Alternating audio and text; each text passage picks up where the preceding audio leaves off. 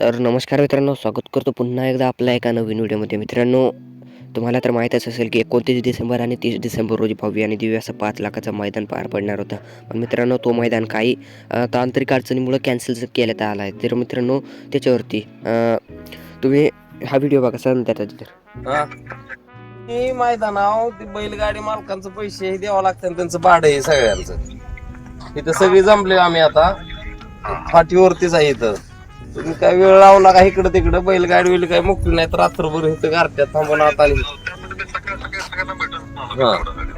नाही तिथं ती कोण आहेत बैलवाले त्यांच्या ज्यांच्या चिठ्ठ्या नोंदवल्या त्यांचं पैसे देऊन, आणि जी बैलगाडीवाली इथं आली त्यांचं भाडे हे सगळ्यांचं देऊन टाका तुम्ही सगळी.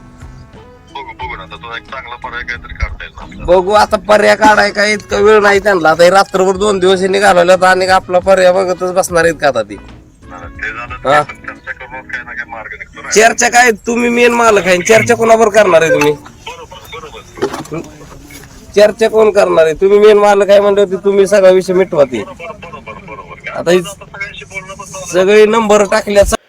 तर जसं की मित्रांनो, तुम्ही हा व्हिडिओ बघितलाच असाल की पप्पू पाटील कळसकर देखील लाईव्ह प्रूफ बोलत आहे की तुम्ही असं करायला नव्हतं पाहिजे. म्हणजे हा पण म्हणजे एक खरी गोष्ट आहे मित्रांनो, कारण की गाडी भाडा आणि हे तर देणं म्हणजे गरजेचं असते, कारण की गाडी का फुकट येत नाही मित्रांनो. आणि बैलाला देखील यायला खूप त्रास होतो आहे, कारण की एवढे मोठ्या मैदानात हा लांबचे पण नंदी भरपूर लांबचे नंदी भागातले नंदी पण येतात, आणि अशा मैदानात त्यांची म्हणजे अशी फजिती होणं म्हणजे चांगली गोष्ट नाही मित्रांनो. आणि एकतर फक्त प्रवेश फीस वापस करणार म्हणजे हे चांगली गोष्ट नाही आहे, आणि गाडी भाडा देखील पण देणार नाही. तर आमचं तर इतकंच म्हणणं राहणार. आणि त्यांचं पुन्हा बैलांचं खाद्य देखील पुन्हा 2-3 दिवस झाले माणसाची फजिती, असं करायला नव्हतं पाहिजे. मेन मुद्दा तर म्हणजे मैदान कॅन्सल करायलाच नव्हतं पाहिजे.